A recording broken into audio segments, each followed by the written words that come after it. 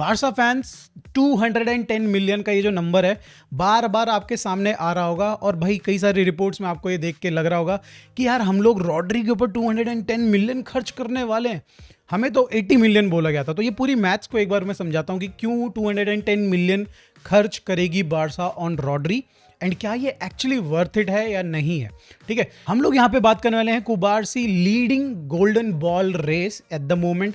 तो उसको डिटेल में देखेंगे एंड उसका फ्यूचर क्या होने वाला है दोस्तों, उसके ऊपर भी बात करेंगे। हम लोग यहाँ पे डेफिनेटली देखेंगे बार्सिलोना ने अभी तक समर में कितना पैसा बना लिया है एंड रॉड्री के ऊपर थोड़ी सी और डिस्कशन करेंगे। एल्वरेज के ऊपर फाइनली एक दिन का गैप लेने के बाद दोस्तों थोड़ा सा नज़र डालेंगे जस्ट भाई। And there are other topics और न्यूज़ यहाँ पे जिस पे हम लोग थोड़ा सा डिस्कशन करने वाले हैं। तो लेट्स क्विकली स्टार्ट विथ एक ऐसी न्यूज़ के साथ जिस पे हमारी मॉकरी बनाई जाती है दोस्तों बार बार, बट यहाँ पे देख के आपको सरप्राइज नहीं होना चाहिए कि एक यूरोपियन जाइंट फिर से अपना जो क्लब का एक टुकड़ा है उसको बेचता है। And I am not talking about Liverpool भाई, जिन्होंने ऑलरेडी 30% यहाँ पे अमेजन और भाई यहाँ पे भाटिया साहब को बेच दिए हैं अपने 30% जो भी स्टेक्स हैं। बट वो तो ऑलरेडी बिकी हुई क्लब है भाई, बिका हुआ क्लब है। But there was this Bayern Munich club जिसने भाई बारसा को बोला था कि आप आने वाले 1 या 2 सीजन के बाद, मतलब लेवेंडोस्की के केस में, कि लेवेंडोस्की को बेच देते हैं एंड जो भी पैसा अभी ले लेते हैं, बाद में भाई पता नहीं रहे ना रहे ये क्लब। तो उन्होंने उनकी ये स्टेटमेंट थी, राइट। आप स्टेटमेंट भी देख सकते हैं जाके इंटरनेट पे। तो यहाँ पे ऑलरेडी भाई बायर्न बिक रखी थी, ऑडी यहाँ पे खरीद चुका था उनको 8.33। सिमिलरली यहाँ पे एलियंस के पास था एंड देन बाय एडिडास के पास उनका 8.33 के अराउंड यहाँ पे शेयर था। अब यहाँ पे उन्होंने फिर से एक और बार 5% ऑफ स्टेक्स बेचे हैं टू विसमैन, भाई जो भी नाम है इनका। 250 मिलियन यहाँ पे उन्होंने यहाँ पे भाई इससे निकलवाए हैं। बट ये चीज़ इंपॉर्टेंट नहीं है, इंपॉर्टेंट है दोस्तों यहाँ पे बायर्न जैसा क्लब जो कि एक अच्छे तरीके से मैनेज्ड है, अच्छे से वो लोग यहाँ पे भाई एज इफ नाउ अगर आप देखें तो डेट भी बहुत ज़्यादा नहीं है, ऐसा कुछ है ही नहीं उनके पास। स्टेडियम भी भाई उनका फुल फ्लेज्ड है भाई, चल रहा है, बढ़िया चलता है और सारे इनकम्स के सोर्सेज उनके बढ़िया चल रहे हैं। उसके बावजूद दोस्तों उनको compete करने के लिए भाई ये पैसे बार बार उठाने पड़ रहे हैं। दैट टेल्स यू दोस्तों ये जो मार्केट में एकदम आतंक मचा हुआ है, 2 कौड़ी के प्लेयर्स 110, 20, 30, 40, 50 मिलियन के बिक रहे हैं। डायमंडे का एग्जांपल ले लीजिए भाई, सेविनियो का 100 मिलियन की बिड यहाँ पे टॉटनम मार रही है भाई सिटी के लिए। सिटी ने ऑलरेडी बोल दिया था भाई वी वांट बिग मनी भाई, और उनको बिग मनी दिया जा रहा है। बारकोला इज मूविंग भाई फॉर आई गेस यहाँ पे 130 मिलियन पाउंड, 110 मिलियन तो यहाँ पे आई थिंक ऑलरेडी लिवरपूल ने प्रपोज किया है बिड। तो ये सारी चीज़ें आपको ये चीज़ बताती कि बार्सिलोना अब सिर्फ based on their name, based on their history, based on their भाई यहाँ पे जो एक पुल है, या फिर रियल मैड्रिड के लिए भी सेम चीज़ अप्लाई होती है यहाँ पे। ये 2 क्लब अब सिर्फ इन चीज़ों के बेसिस पे नहीं आगे बढ़ सकते हैं। ट्रांसफर्स नहीं भाई विन नहीं कर सकते यार, बड़े प्लेयर्स के ट्रांसफर्स को विन नहीं कर सकते हम लोग इस तरीके से। या तो हम लोग बहुत आगे का सोचें पहले ही, लाइक PSG ने यहाँ पे क्या किया, फरान टोरस को खरीदा एंड मिका गॉड्स को खरीदा एंड ये दोनों के दोनों प्लेयर्स उनको 110 मिलियन के पड़े। ठीक है, अब यहाँ पे बारकोला जाएगा, 110 मिलियन पाउंड्स उनको आएंगे, that means 130 million 25 million euros मिलते हैं उनको। तो इतने में भाई उन्होंने 2 प्लेयर्स खरीद लिए एंड पैसे भी बच गए। तो ये क्लियरली दोस्तों इस तरीके की स्ट्रेटेजी या तो एक है, या तो फिर भाई दूसरा जो स्ट्रेटेजी बायर्न अपना रही है कि आप अपने क्लब का कुछ टुकड़ा बेचिए एंड भाई देन आप भाई यहाँ पे उसको जो पैसा मिलता है उसको स्पेंड करिए जहाँ पे भी आप चाहते हो, चाहे वो प्लेयर्स हो, चाहे वो इंफ्रास्ट्रक्चर हो, चाहे वो कुछ भी हो भाई यहाँ पे। तो ये क्लियर स्ट्रेटेजी दोस्तों यही मुझे दिख रही है to compete against PSG, to compete against Man City. Man City भाई तीसरा साइनिंग कर सकती है एंजो फर्नांडिस टाइप की, जो कि पॉसिबली दोस्तों 300 प्लस की उनके 3 साइनिंग्स हो जाएंगे इस सीजन के अंदर। 300 प्लस क्या मतलब भाई 350 के आसपास पहुंच जाएंगी उनकी साइनिंग्स। तो यस भाई ये एक फ्यूचर आगे जाते हुए दिख रहा है। और अगर हम फ्यूचर की बात करें तो दोस्तों इस समय पे यूरोप में एक लड़का है, स्ट्राइकर है, 17 साल का, बोडो ग्लिम्ट का, जिसको बताया जा रहा है कि भाई यूरोप का one of the best talent अगर बात करी जाए सेंटर फॉरवर्ड्स या फिर स्ट्राइकर की। क्या नाम है इस लड़के का? इसके नाम में ही दोस्तों ब्रो है, ब्रोज एंड बैंटर वाला ब्रो दोस्तों इसके अंदर है, मिकेल ब्रो हैंसेन। भाई कई सारे लोगों ने भाई मुझे ये बोला है कि आपको बोडो ग्लिम्ट के प्लेयर को, स्ट्राइकर को देखना चाहिए। मतलब वो तो उनके मेन प्लेयर की बात हो रही होगी आई गेस भाई यहाँ पे, बट कई सारे लोगों ने इसका नाम भी सजेस्ट किया था। तो यहाँ पे अब ये बार बार आ रहा है फीड पे एंड भाई यहाँ पे ही इज़ गुड भाई। मैं यहाँ पे डीप डाउन नहीं जा रहा हूँ, डिस्कशन नहीं कर रहा हूँ, बिकॉज भाई बहुत कम डेटा अवेलेबल है, बट मैं यहाँ पे 2-3 स्टेटमेंट्स पढ़ देता हूँ यहाँ पे एक टीवी एक्सपर्ट है उनका जिन्होंने उनको मैचेस में देखा है, बहुत ज़्यादा मैचेस नहीं, उनके 11-12 यहाँ पे सीनियर टीम के पास गेम्स हैं उनके, बट उनमें जिन्होंने भी उसको देखा है, one of the TV expert, तो वो बोलते हैं कि भाई one of the biggest striker talent in Europe. उनका ये भी मानना है यहाँ पे his finishing is already at the level of experienced top striker. Denmark के कोचेज यहाँ पे बताते हैं, जो कि जूनियर टीम के कोचेज हैं, यहाँ पे बताते हैं he is physically advanced at his age. भाई वो 17 साल का है, बट भाई उसकी body and everything seems like कि भाई यहाँ पे 22, 23, 24 साल के स्ट्राइकर की तरह है। He is classic direct goal scorer, excellent shooting ability है उसके पास भाई, यहाँ पे बैक टू द गोल जिस तरीके से होल्ड अप प्ले के बारे में बोला जाता है, जिस तरीके से वो भी काफी अच्छा है उसका। यहाँ पे दोनों पांव चलते हैं भाई, तो यू कांट प्रिडिक्ट। आजकल के मॉडर्न गोलकीपर्स दोस्तों सामने वाले प्लेयर को पहले ही स्टडी कर लेते हैं। लाइक अगर हम लोग लामिन यमाल का एग्जांपल है, तो यहाँ पे Lamine Yamal 99% of the chances में दोस्तों लेफ्ट फुट से ही शॉट लेगा।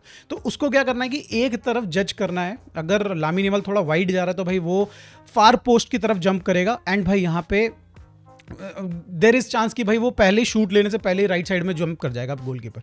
तो ऐसे स्ट्राइकर्स या फिर फॉरवर्ड जिनके दोनों पांव चलते हैं ना, तो आपको एक भाई अनप्रेडिक्टेबिलिटी देते हैं अटैक में, और गोलकीपर कांट प्रेडिक्ट भाई। तो इसी वजह से डेम्बले इतना ज़्यादा डेडली क्यों है भाई, इसी वजह से।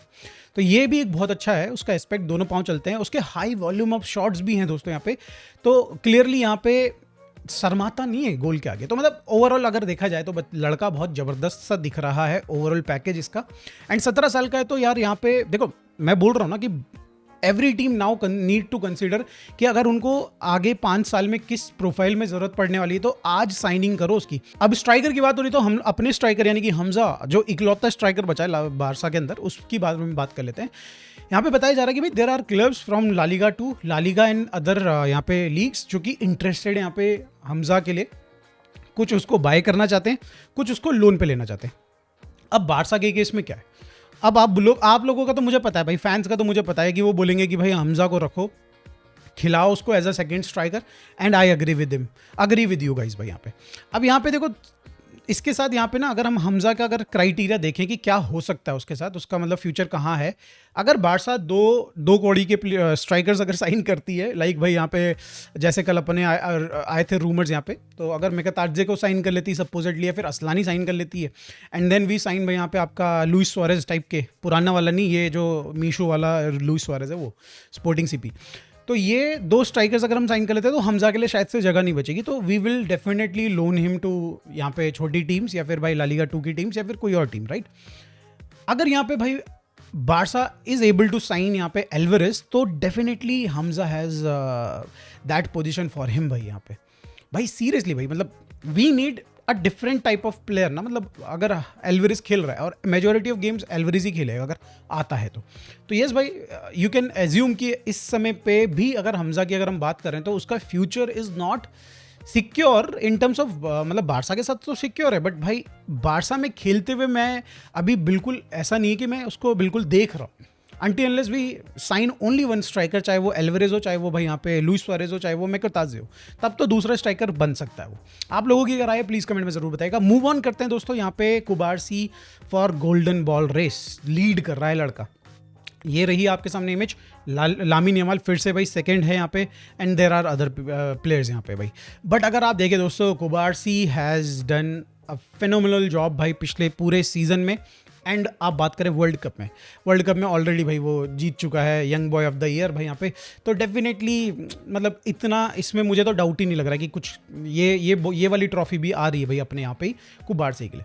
अब एक कंसर्न कुबारसी से रिलेटेड ये है कि भाई लड़का बहुत ज़बरदस्त है, और इस वजह से भाई सिटी एंड PSG जैसी टीमों की नज़रें इस पर होंगी if they want to replace one of their talent जो कि भाई बूढ़ा हो रहा है, तो डेफिनेटली भाई दे विल गो फॉर यहाँ पे आपका कुबारसी। अगर हम बात करें तो भाई PSG जिनके पास एक ऐसा सेंटर बैक है 32 ईयर ओल्ड मार्किनस, यहाँ पे उसको रिप्लेस करना चाहेंगे, और भाई वो चाहेंगे कि एक ऐसा प्लेयर आए जो पाँचों के साथ ज़बरदस्त बन के कंधे से कंधा मिला के खेले।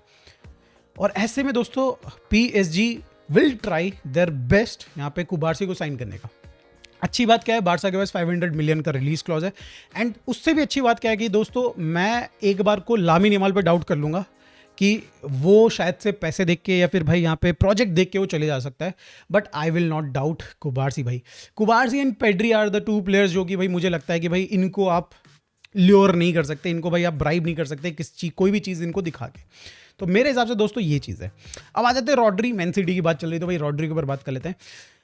थर्ड बिड जाने वाली है, ये हम लोग कब से कह रहे हैं, आने वाला है रॉड्री, ये भी हम लोग कब से कह रहे हैं, और ये डील होने वाली है, ये भी हम कब से कह रहे हैं। तो अभी देखो दोस्तों, बारसा इज़ वेरी कॉन्फिडेंट कि भाई वो इस वीक एंड में ये डील है इसको कंप्लीट कर लेगी, मंडे तक ये डील को हो जाना चाहिए। बट ऐसे कई मंडे आए हैं, कई मंडे चले गए दोस्तों।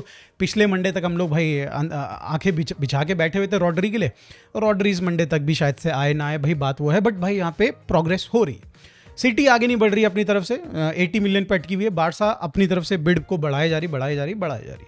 अब पॉसिबली दोस्तों यहाँ पे ये होगा कि 65 मिलियन 70 मिलियन का fix fee and 10 million 15 million का यहाँ पे बोनसेज एंड ऑल भाई यहाँ पे दिए जाएंगे, जो कि बिल्कुल अचीवेबल होंगे। लाइक भाई मैं अगर वो इतने गेम्स खेल लेता है, 20 गेम खेल लेता है, तो आपको 5 मिलियन मिलेंगे भाई, ला लीगा जीतने के 5 मिलियन, चैंपियंस लीग जीतने के 5 million. These are achievable goals भाई यहाँ पे, तो ये हो सकता है।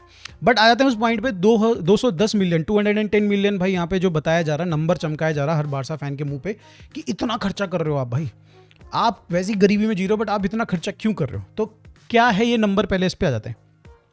अब आप देखो, सबसे पहले तो 80 मिलियन का हम लोग अपर साइड ले लेते हैं जो सिटी मांग रही है, इतना ट्रांसफर फी हम लोग पे करने वाले हैं मैन सिटी को। ठीक है, ये मान लिया कि 80 मिलियन हमने डाल दिया, तो 210 माइनस कर लो भाई 80, तो ये जो भी बनता है, या फिर आप 80 मिलियन को एक तरफ रख लो। ठीक है, 34 मिलियन की रिपोर्टेड सैलरी है दोस्तों उसकी ग्रॉस, जिसमें आई थिंक बोनसेस भी इंक्लूड होंगे यहाँ पे। तो डेफिनेटली भाई हर सीजन उसका बोनसेस तो ट्रिगर नहीं होने चाहिए, मतलब अगर हो जाते हैं तो बहुत बढ़िया है ना, मतलब भाई बैलन डोर जीत जाए, चैंपियंस लीग जीत जाए, ला लीगा जीत जाए, ये सारे बोनसेस होंगे उसके, डेफिनेटली हमारे लिए अच्छा है। बट अगर नहीं होते हैं ट्रिगर तो 34 नहीं दोगे आप उसको एनुअली। बट अगर हम लोग उसको अपर साइड ले लें और 4 साल का कॉन्ट्रैक्ट ले लें, तो दोस्तों ये बनता है 136 million for Rodri in terms of salary 4 साल की। वहीं अगर हम बात करें दोस्तों, ये थोड़ा बहुत यहाँ पे बोनसेस एंड ऑल को मिला लिया जाए, एजेंट को भी देने पड़ेंगे, प्लेयर को भी देने पड़ेंगे, तो ये सारी चीज़ें, टैक्स भी देना पड़ेगा, तो 210 मिलियन ये ऐसे करके बनता है। Transfer fee, salary of 4 years and भाई बोनसेस एंड ऑल, भाई 210 मिलियन बन रहा है। अब आप लोग बोलोगे कि भाई ये वर्थ इट है कि नहीं है। भाई मेरे हिसाब से 210 मिलियन इज़ वर्थ इट। क्यों? क्योंकि एक तरफ तो आप देख रहे हो कि भाई रियल मैड्रिड 144 मिलियन खर्च करेगी यहाँ पे विनीशियस के ऊपर, उसके नए कॉन्ट्रैक्ट में उसकी जो सैलरी है वो 144 मिलियन बढ़ जाएगी। उसकी नई जो सैलरी आई थिंक भाई 30 मिलियन के अराउंड है या फिर 25 मिलियन के अराउंड है। उसको भी अगर आप ऐसे कंप्यूट करेंगे 5 साल का या फिर 4 साल का, जितना भी उसका कॉन्ट्रैक्ट एक्सटेंड हो रहा है, तो वो भी भाई ऑलमोस्ट 140 मिलियन के अराउंड बढ़ती है भाई। तो यहाँ पे एक प्लेयर जिसकी ट्रांसफर फी भी पे नहीं करी जा रही है और उसका बोनसेस ऐड किए जा रहे हैं, ये सारी चीज़ें ऐड की जा रही हैं, उसकी सैलरी भाई इतनी बढ़ के, और इस तरीके की कैलकुलेशन करके आप अगर बड़ा सा नंबर निकालना चाहते हो तो 150 मिलियन भाई विनीशियस का केस भी दिखता है। तो ये इस तरीके के नंबर्स दोस्तों हर बार अगर आप देखते हो तो डरावने लगते ही हैं। बट अगर आप एक्चुअली प्लेयर को अगर आप देखते हैं, if you know the player, भाई यहाँ पे रॉड्री किस क्वालिटी का प्लेयर है, तो आपको बिल्कुल भी डाउट नहीं होगा इस साइनिंग पे। अब मूव ऑन करें एल्वेरिस की तरफ, जहाँ पे बात करने के लिए वैसे बहुत कुछ है नहीं, बट भाई इन लोगों ने काफ़ी बात करी है, पर्टिकुलरली एल्वेरिस के एंट्राज ने। अब एंट्राज ने बात करी और एल्वेरिस ने बात नहीं करी, कई लोग ये बोल रहे हैं उसको भी आना चाहिए। पहला स्टेप है दोस्तों यहाँ पे कि अब एंट्राज ने बोला है और अर्जेंटीना मीडिया जो है वो पुश कर रही है एथलेटिको मैड्रिड को। अगर यहाँ पे चीज़ें नहीं बढ़ती आगे तो Alvarez will start pushing his narrative personally, खुद भी आएगा वो मीडिया के सामने। तो पहला पॉइंट है दोस्तों क्या है, जो यूलियन एल्वारेस का कैंप पे, दे आर नॉट हैप्पी यहाँ पे बिल्कुल भी, और उनको ये लगता है कि यहाँ पे बिट्रे किया गया है एथलेटिको मैड्रिड के द्वारा यहाँ पे यूलियन एल्वारेस को। उनको ये लगता है कि यहाँ पे यूलियन एल्वारेस रुकेगा ही नहीं, वो बिल्कुल डेवेस्टेटेड है यहाँ पे जिस तरीके का स्टैंड यहाँ पे एथलेटिको मैड्रिड ने लिया है। और रीज़न मैं आगे बताता हूँ आपको। पहला पॉइंट ये है दोस्तों कि यूलियन एल्वारेस को खुद ही सजेस्ट किया था एथलेटिको मैड्रिड और गिल मरीन ने कि अगर तुझे जाना है, जब यहाँ पे यूलियन एल्वारेस ने गिल मरीन को बोला मुझे जाना है भाई छोड़ के एथलेटिको मैड्रिड, तो उन्होंने बोला कि तू पब्लिकली जाना भाई, मतलब खुद ही बोल दे कि भाई तुझे जाना है, हमारे लिए भी ईजी होगा फैंस को समझाना कि भाई प्लेयर जाना चाहता है। एंड उन्होंने बोला कि भाई तू पब्लिकली चले जा। जब वो पब्लिकली गया तो भाई इन लोगों का स्टैंड ही चेंज हो गया कि भाई तूने पब्लिकली कैसे चला गया, अब तुझे सॉरी बोलना पड़ेगा, अपोलोजाइज करना पड़ेगा, जो कि उसने भाई बताया जा रहा था अभी रिसेंटली एथलेटिको मैड्रिड के पेड मीडिया हाउसेस के थ्रू कि उसने अपोलोजाइज किया प्लेयर्स को। बट उसके कैंप ने बोला कि उसने किसी को भी अपोलोजाइज नहीं किया, यहाँ तक कि भाई वो चाहता ही नहीं कि दोबारा से जर्सी पहने, मतलब ये वाली नहीं, ये तो पहनना चाहता है वो, एथलेटिको मैड्रिड वाली जर्सी ना पहने। ठीक है, अब यहाँ पे उनके एंटराज की तरफ से 2-3 और पॉइंट आए कि भाई entourage believe that he can not remain at Atletico Madrid any longer, he is uncomfortable and devastated by the move of Atletico. Julian Alvarez is expected to take further steps coming days, the thing are moving behind the scenes. भाई तो यहाँ पे ये सारी चीज़ें हो रही हैं. एक एथलेटिको मैड्रिड में मैनेजमेंट की मीटिंग भी होने वाली है, सुनने में आ रहा है. एंड पॉसिबली दोस्तों यहाँ पे अब चीज़ें एस्केलेट होंगी, धीरे धीरे टाइम कम होता जा रहा है. एंड यस भाई मेरे को लगता है सही डायरेक्शन में चीज़ें बढ़ रही हैं. Barcelona do not have any option कि भाई हम लोग अगर एल्वारेज को साइन करते हैं या फिर नहीं करते हैं तो हमारे पास कोई उसका ऑल्टरनेटिव है ही नहीं मार्केट में. देख रहे हो भाई लुइस सुआरेज, यार बार बार नाम कैसे ले रहा हूँ मैं इस बंदे का. तो ये सारी चीज़ें आपको बता रही कि मतलब यार बार्सा भी डेस्परेट है यहाँ पे यार एल्वारेज के लिए. ऐसा नहीं कि एल्वारेज ही भाई मरे जा रहा है, हम लोग क्यों नहीं कोई और साइनिंग कर रहे, because there is no other guy जो कि भाई उस लेवल की आपको सिक्योरिटी देता है बॉल या फिर गोल के आसपास. तो यस दोस्तों, आप लोगों का क्या राय है रिलेटेड टू जो भी हमने टॉपिक्स कवर करे. वो जो बोडो ग्लिम्ट का लौंडा है बुर्रो, वो लड़का कैसा है भाई, आप लोगों ने अगर देखा है तो प्लीज़ कमेंट में ज़रूर बताइएगा. कुबारसी का फ्यूचर क्या हो सकता है दोस्तों, क्या वो जाएगा छोड़ के, आपको लगता है? कमेंट में जरूर बताइएगा. एंड एल्वारेज एंड रॉड्री से रिलेटेड जो भी कंसर्न है प्लीज कमेंट में जरूर दे दीजिएगा, बता दीजिएगा. मिलते हैं दोस्तों नेक्स्ट वीडियो में. Bye for now, take care, good bye.